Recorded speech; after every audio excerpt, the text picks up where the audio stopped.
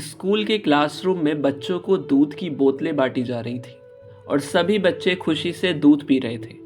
और तभी अचानक एक टीचर आती है और कहती है कि उसने दो बोतलों में एचआईवी इन्फेक्टेड खून मिलाया था।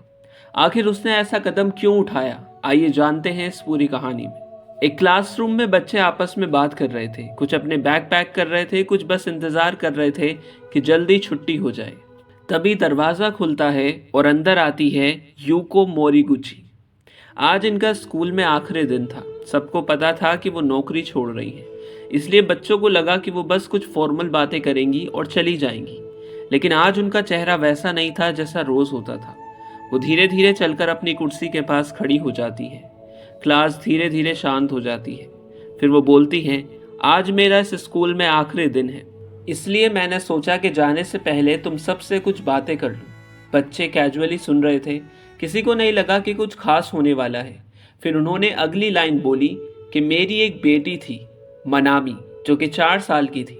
क्लास में पूरी खामोशी छा गई, क्योंकि सबको पता था कि कुछ महीने पहले उनकी बेटी की मौत हो गई थी। स्कूल में ये बात फैल चुकी थी। सबने यही सुना था कि वो स्विमिंग पूल में गिरने से मरी है और वो एक एक्सीडेंट था। लेकिन मोरीगुची ने कहा, तुम सबको बताया गया था कि वो एक्सीडेंट था, लेकिन सच ये है कि वो एक्सीडेंट नहीं था।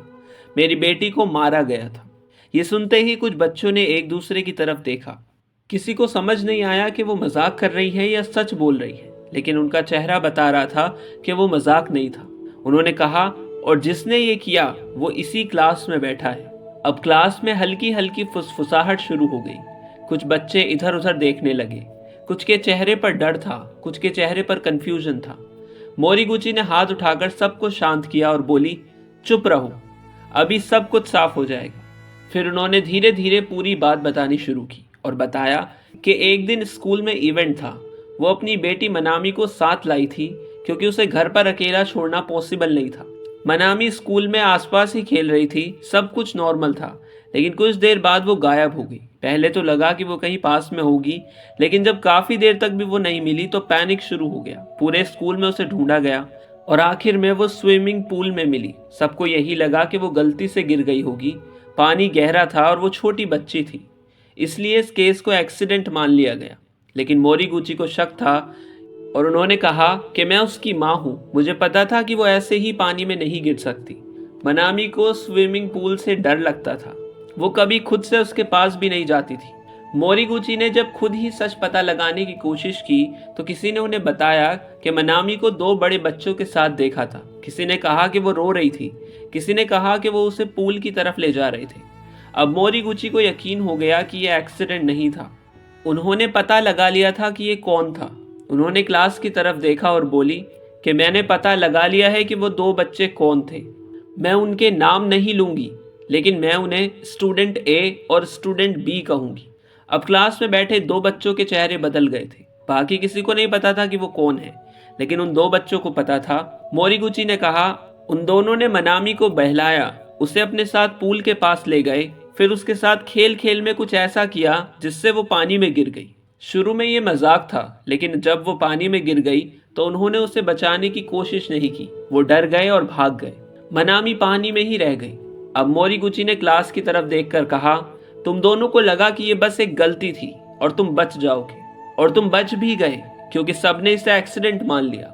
मैंने पुलिस को कुछ नहीं बताया, लेकिन इसका मतलब ये नहीं कि मैंने कुछ नहीं किया। मैंने अपना तरीका चुना।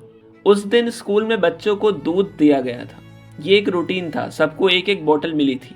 मोरीगुची ने कहा, मैंने उन दोनों की मिल्क बॉटल्स में कुछ मिलाया था। अब कुछ बच्चों ने अपनी खाली बोतल की तरफ देखा, कुछ के चेहरे पर डर था। उन्होंने कहा कि मैंने उसमें एचआईवी इन्फेक्टेड खून मिलाया था।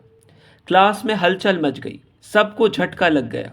कुछ बच्चों ने घबराकर अपने हाथ देखे, जैसे उन्हें कुछ हो गया हो। लेकिन मोरीगुची ने साफ कहा, तुम बाकी लोग सेफ हो, मैंने सिर्फ 2 बोतल्स में मिलाया था, स्टूडेंट ए और स्टूडेंट बी की बोतल में।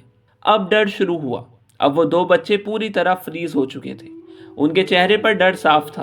उन्होंने कभी नहीं सोचा था कि बात यहाँ तक पहुंच जाएगी। मोरीगुची ने कहा, तुमने मेरी बेटी की जिंदगी छीन ली, मैं तुम्हारी जिंदगी नहीं लूंगी, लेकिन अब तुम हर दिन डर के साथ जियोगे। हर दिन सोचोगे कि तुम इन्फेक्टेड हो या नहीं हो। हर दिन तुम्हें अपने किए की याद आएगी। क्लास का माहौल एकदम शांत हो गया। कोई कुछ बोल नहीं रहा था, सब बस वैसे ही बैठे थे।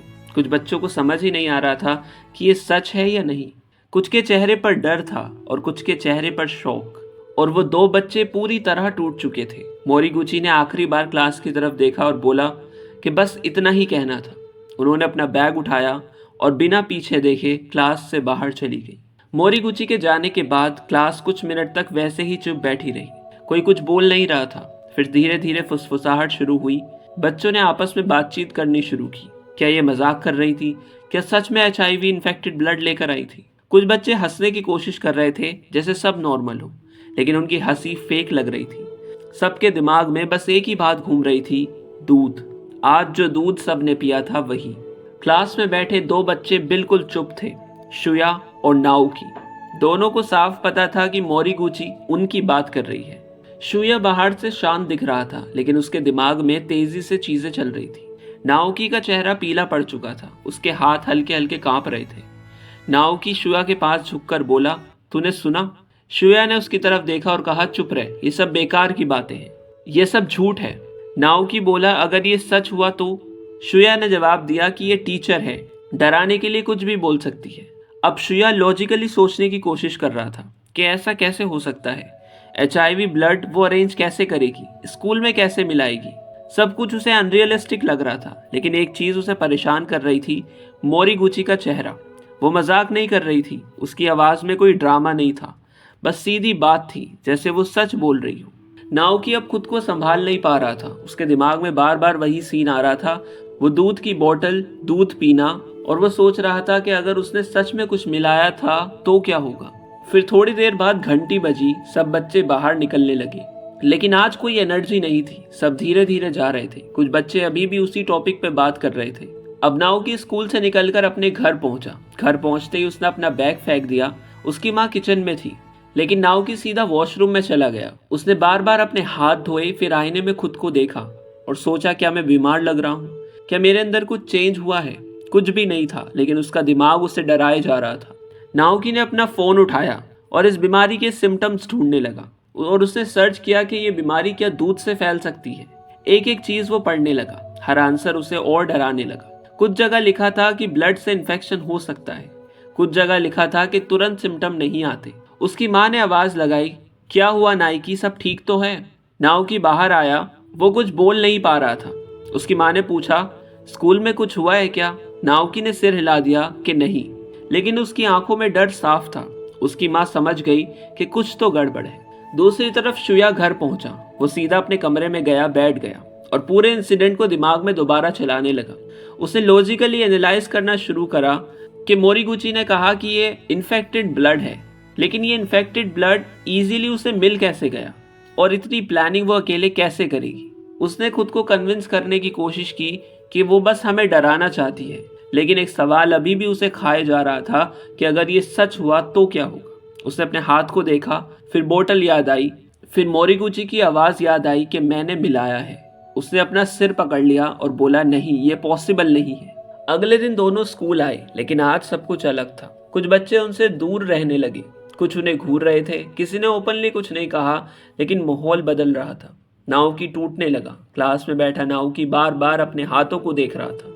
उसका ध्यान कहीं नहीं लग रहा था। टीचर क्या पढ़ा रही है उसे कुछ सुनाई नहीं दे रहा था। उसके दिमाग में सिर्फ एक बात थी, क्या मुझे अब कुछ हो जाएगा? उसकी आंखों में आंसू आ रहे थे। शुया कंट्रोल में रहने की कोशिश कर रहा था, लेकिन अंदर से वो भी परेशान था। उसने नाओकी से कहा कि अगर तू ऐसा बिहेव करेगा तो सबको पता चल जाएगा, कंट्रोल कर।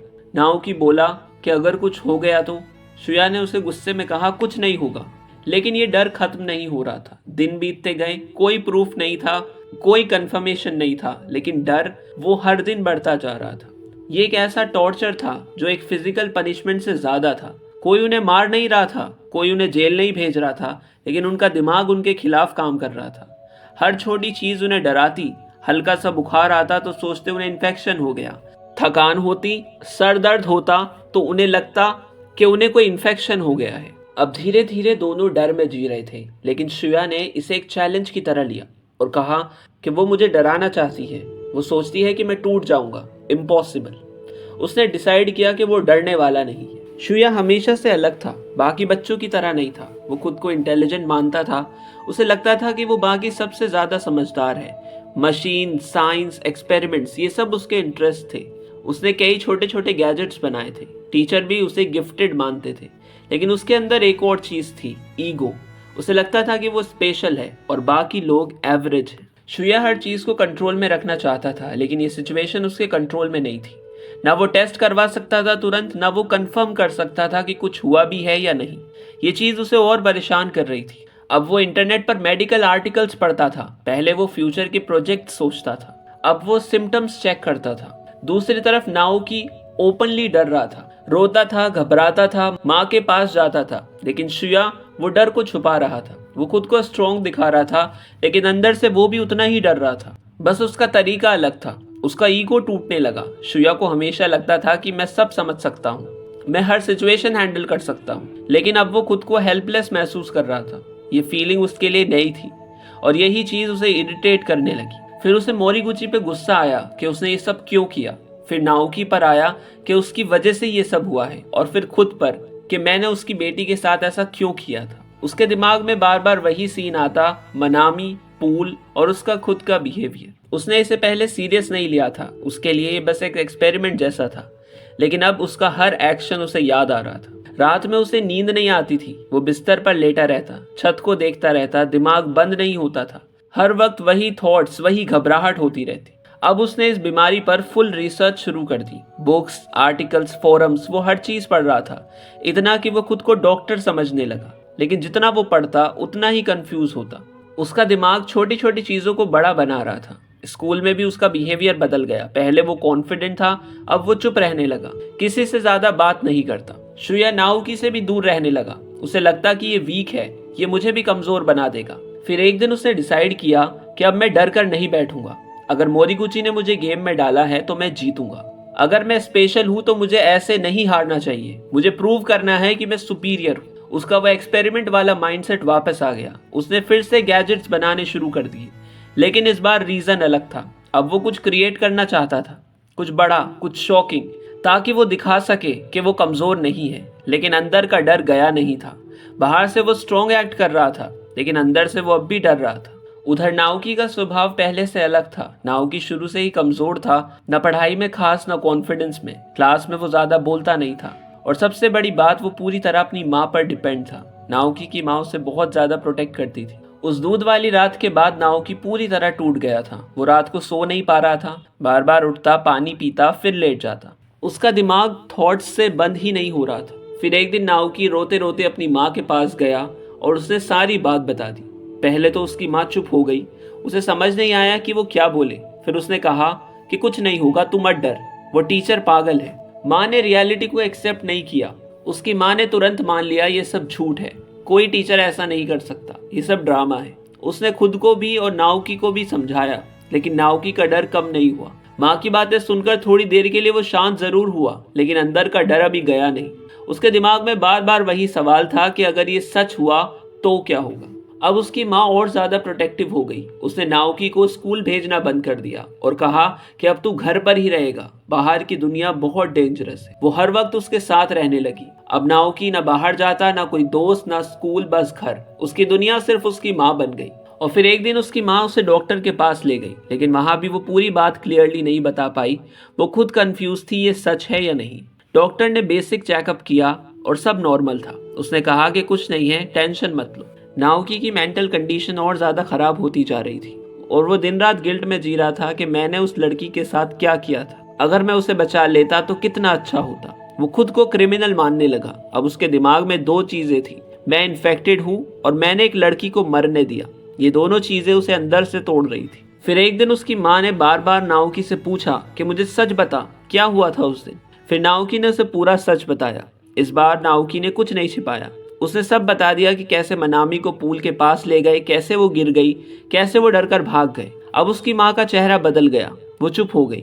उसे समझ आया कि उसका बेटा मासूम नहीं है, लेकिन उसने उसे रिजेक्ट नहीं किया। उसने नाओकी को दूर नहीं किया, बल्कि उसे और ज्यादा प्रोटेक्ट करने लगी और बोली, कोई बात नहीं, गलती हो गई, मैं सब ठीक कर दूंगी। अब उसकी माँ ने डिसाइड कर लिया कि मैं अपने बेटे को बचाऊंगी किसी भी कीमत पर। उसे लगा अगर ये बात बाहर गई तो उसका बेटा बर्बाद हो जाएगा, और उसने सोचा कि अगर ये प्रॉब्लम ही खत्म हो जाए तो सब ठीक हो जाएगा।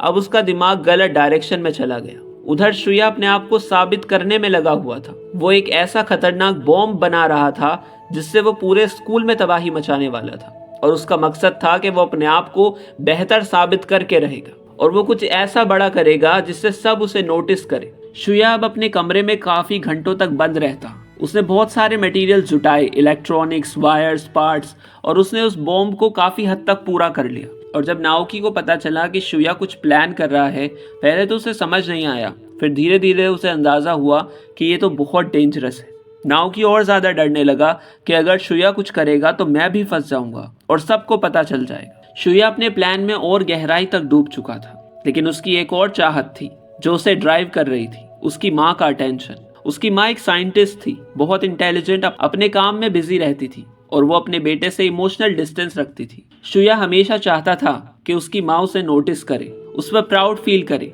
इसीलिए उसने ये प्लान बनाया था। श्रेया का प्लान लोगों को मारने का नहीं था, बल्कि वो खुद को साबित करना चाहता था, और उसका जहन था कि अगर मैं कुछ बड़ा करूंगा तो मेरी माँ भी मुझे सीरियस लेगी। मोरीगुची को ये सब पहले से पता था। उसने श्रेया को ध्यान से परखा था कि ये लड़का ईगो ड्रिवन है, ये अटेंशन चाहता है और ये कुछ एक्सट्रीम करेगा। इसलिए उसने डिसाइड किया कि इसे वही चोट पहुंचानी है जहां ये सबसे कमजोर है। मोरीगुची को पता चला कि श्रेया की सबसे बड़ी कमजोरी उसकी माँ है।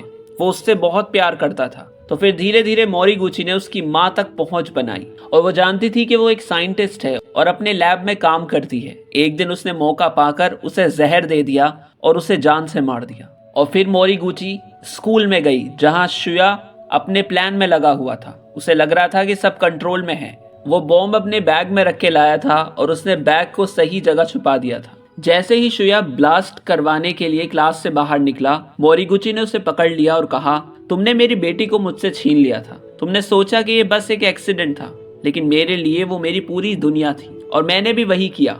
श्रेया कंफ्यूज हो गया और बोला, क्या मतलब? मोरीगुची ने कहा कि मैंने तुम्हारी माँ को मार दिया। श्रेया कुछ बोल नहीं पाया। उसके दिमाग ने मानने से इनकार कर दिया कि नहीं, ये सच नहीं हो सकता। लेकिन ये सच था, उसकी माँ मर चुकी थी।